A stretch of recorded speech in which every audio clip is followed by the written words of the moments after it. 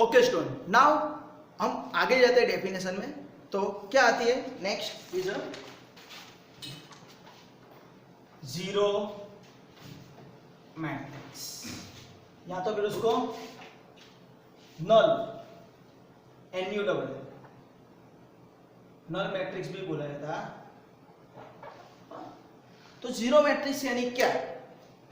तो सिंपल है, राइट। अगर मैं यहाँ पे ड्रॉ करता हूँ, it is divided by O, okay. तो क्या मिलेगा, देखो 0 0 0 0, ये एक है। अनदर लेते हैं ये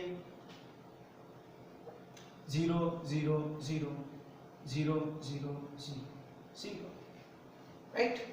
तो क्या होगा बोलो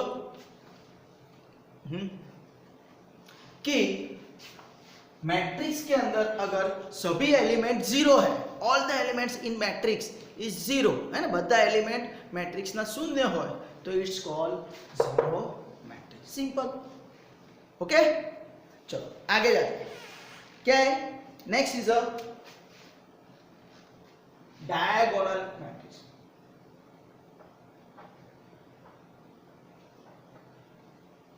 गुजराती में कहिए तो विकर्ण मैट्रिक्स, विकर्ण श्रेणी। गुजराती मीडियम के बच्चे हो सके तब तक वो इंग्लिश में डेफिनेशन को याद रखें। हाँ, डायगोनल मैट्रिक्स। अभी डायगोनल कैसा होता है, तो वी नो दैट, ये जो व्हाइट बोर्ड है तो उसके लिए ये दिस इज माय डायगोनल, और ये सेकंड डायगोनल। और ये जो होता है वो डायगोनल कौन सा होता है, प्रिंसिपल डायगोनल। तो उस पर ही इसका डेफिनेशन है, राइट। तो मैं यहाँ पे पहले आपको दिखा देता हूँ कैसा होता है। कि सपोज एक मैट्रिक्स में ये लेता हूँ और डायगोनल ए बी सी, और रिमेनिंग जो है दिस ऑल आर जीरो,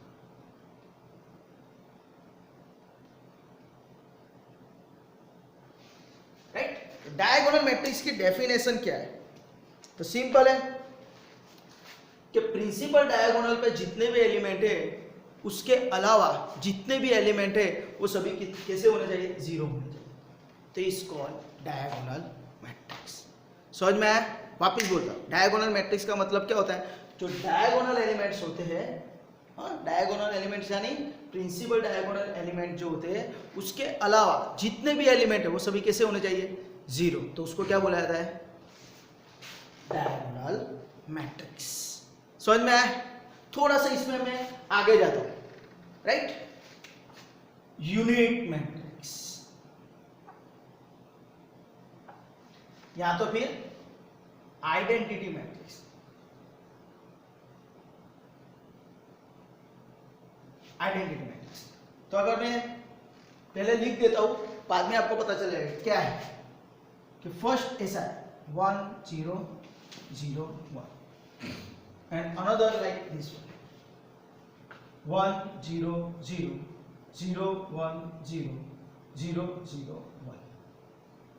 तो ये क्या है, this is my identity matrix. Identity matrix या तो unit matrix, it is denoted by I, capital I, याद रखना है, कैपिटल आई से राइट उसको डिनोट किया जाता है।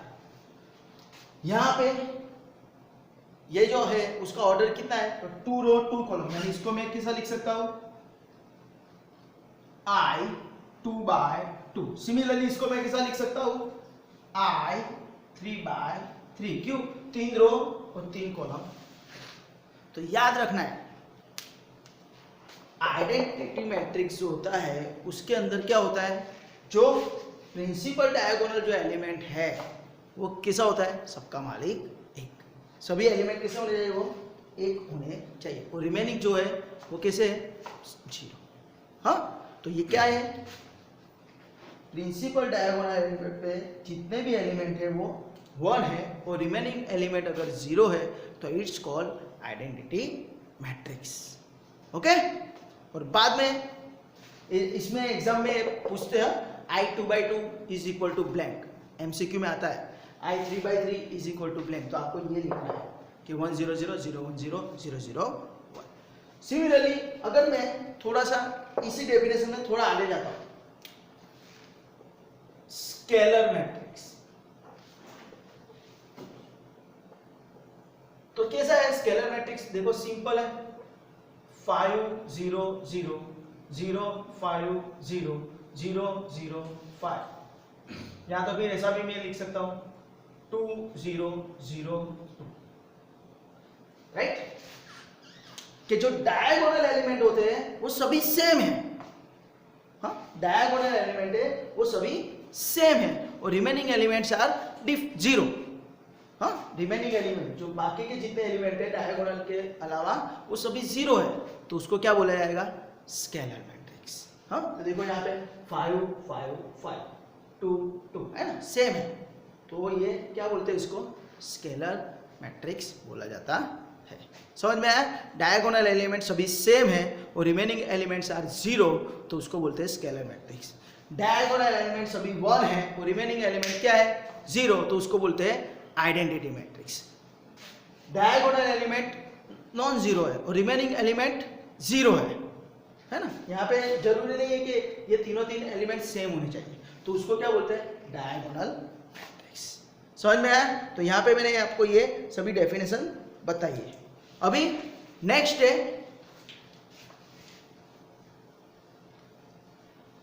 आपको समझ में आ रहा है ना डेफिनेशन को समझना है, राइट। थोड़ा सा उसमें रट्टा बट्टा मत लगाना, कुछ समझ लेना, वो कॉन्सेप्ट आपका क्लियर होना चाहिए। चलो आगे जाते हैं। अपर ट्रायंगुलर मैट्रिक्स, क्या बोलते हैं उसको, ट्रायंगुलर मैट्रिक्स। Triangular matrix. अभी ट्रायंगुलर मैट्रिक्स के अंदर 2 टाइप्स के हैं, अपर ट्रायंगुलर मैट्रिक्स और लोअर ट्रायंगुलर मैट्रिक्स। तो कैसा होता है, सिंपल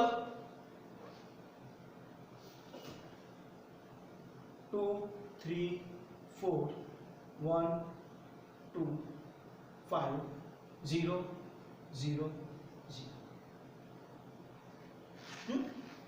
तो अगर हम यहाँ पे देखते हैं तो ये जो ट्रायंगल शेप बनता है, इसे ट्रायंगल शेप बनता है ना, ओके। और ये अनदर ट्रायंगल, ये 2 ट्रायंगल मिलके बनता है, ऐसा समझ में आ रहा है। तो अगर मैं ये जो लोअर जो है, लोअर पोर्शन है, वहां पे सभी एलिमेंट जीरो, देखो है ना, 0 0 0। डायगोनल को लेते हैं, अगर डायगोनल को लेते हैं और उसके नीचे के सभी एलिमेंट जीरो है, क्या है, डायगोनल एलिमेंट लेते हैं और उसके नीचे के सभी एलिमेंट जीरो है, तो इसको क्या बोलते हैं, अपर ट्रायंगुलर मैट्रिक्स। और सिमिलरली अगर मैं इस तरह लेता हूं 5 3 4 9 2 1 और यहाँ पे 0 0 0, डायगोनल लेता हूं और उसके अपर लेवल वाले है ना, ऊपर वाले सभी बंदे जीरो है, सभी एलिमेंट जीरो है, राइट। यहाँ के एलिमेंट नहीं जीरो, तो ऊपर वाले जीरो है, तो इसको क्या बोलते हैं, इसको लोअर ट्रायंगुलर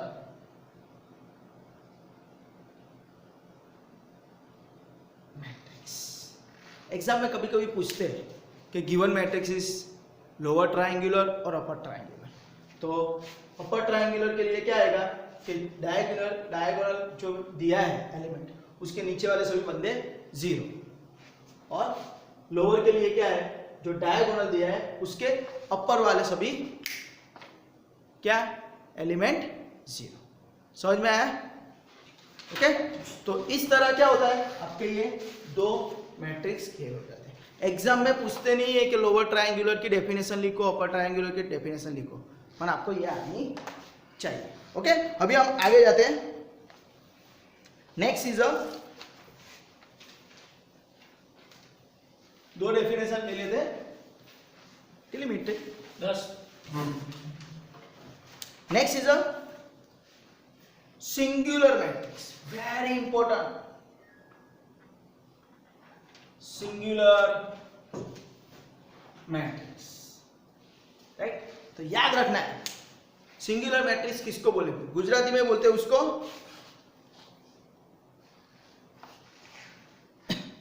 असामान्य श्रेणी और सामान्य श्रेणी, singular and non singular. Singular matrix के अंदर क्या होता है, if A is called singular matrix if and only if its determinant is equal to 0. जिस मैट्रिक्स का डिटर्मिनेंट फाइंड करते हैं और वो क्या आता है, 0 आ जाता है, तो उसको क्या बोला जाता है, सिंगुलर मैट्रिक्स, राइट. जिस मैट्रिक्स का डिटर्मिनेंट 0 आता है तो उसको क्या बोला जाता है, सिंगुलर मैट्रिक्स. तो सर अगर ये डिटर्मिनेंट 0 नहीं आता है तो it's called non singular matrix. समझ में आया singular matrix and non singular matrix के बीच में डिफरेंस. डिटर्मिनेंट ढूंढने का आपको बोला जाएगा कि गिवन मैट्रिक्स इज सिंगुलर और नॉट, चेक इट. तो क्या करना है, वो मैट्रिक्स का हमको डिटर्मिनेंट फाइंड करना है. वो क्या तो आपको 2/2 देंगे या तो फिर 3/3 देंगे, तो आपको सिर्फ डिटर्मिनेंट फाइंड करो और चेक करो. 0 आया तो सिंगुलर, 0 नहीं आ रहा है तो नॉन सिंगुलर. समझ में आया. तो इस तरह ये singular matrix is very very important. बहुत बार एग्जाम में आ चुका है कि check given matrix is singular और नॉट. एग्जाम में भी पूछते हैं कि given matrix is singular then which condition is satisfied, right. Singular matrix आपेलो છે तो कई कंडीशन सेटिस्फाइड થશે, तो हमको याद रखना है क्या, डिटर्मिनेंट उसका 0 आता है. ओके, थोड़ा सा हम आगे ले जाते हैं. चलो अभी जो दो है it is very very important, symmetric matrix and non skew symmetric matrix. एक है सिमेट्रिक मैट्रिक्स और दूसरा है स्क्यू सिमेट्रिक.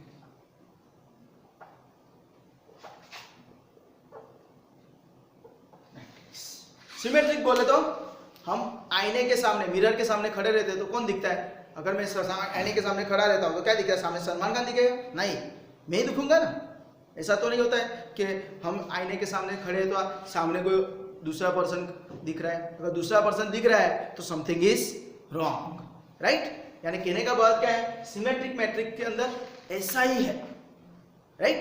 तो कैसा होता है देखो ध्यान देना. एक मैं मैट्रिक्स लेता हूं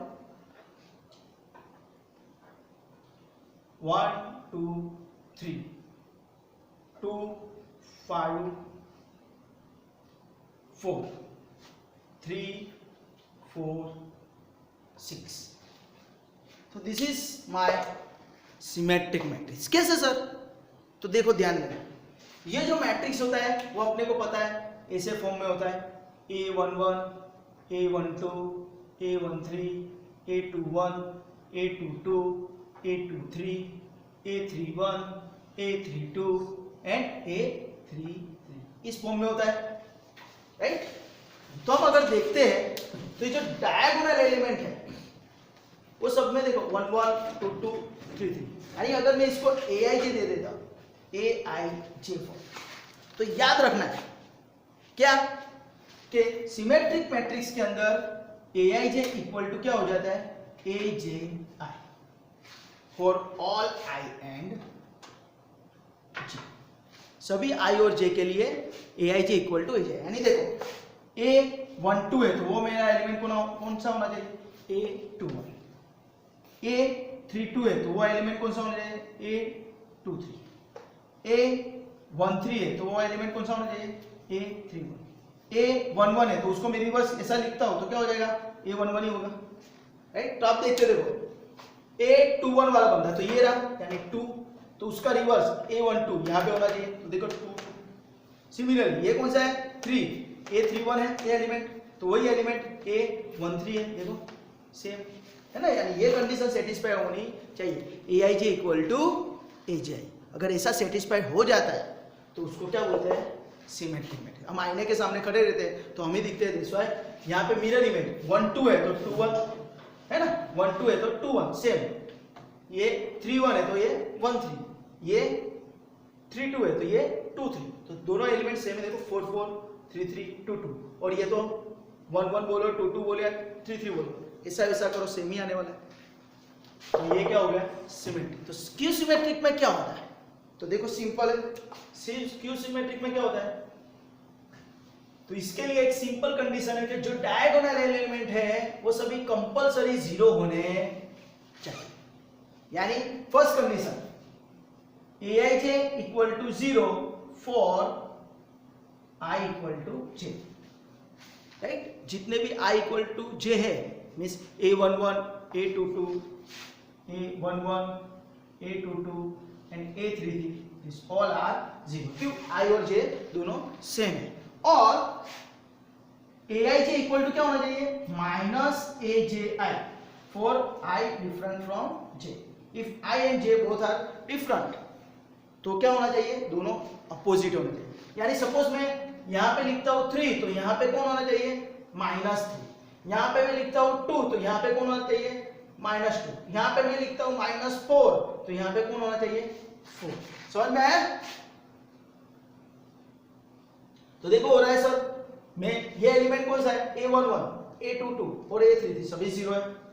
ये कौन सा है, तो a21 इज इक्वल टू 3 तो a12 क्या है, देखो रिवर्स करते तो -3 हो गए। ये कौन सा एलिमेंट है, a31 तो वो कौन सा है, इट इज 2 तो a13 क्या हो जाएगा, -2। ये कौन सा एलिमेंट है, a third row and second column is 4 तो उसका रिवर्स a23 क्या हो जाएगा, -4। तो ये कंडीशन सेटिस्फाई होनी चाहिए। If aij equal to 0 for all, sorry aij equal to 0 for I equal to j and aij equal to minus aji for I is different from j। तो ये आपको याद रखना। तो इस हिसाब से आपकी ये सभी मैंने आपको डेफिनेशन करवा दी, उसके एग्जांपल भी आपको दिखाए, राइट। ये सभी जितनी भी डेफिनेशन है सिर्फ आपको समझनी है और उसका कॉन्सेप्ट आपको आना चाहिए, राइट। हम नेक्स्ट लेक्चर के अंदर एडिशन और सब्ट्रैक्शन के एग्जांपल देखने वाले हैं। It is heart of the chapter. Okay, till enjoy.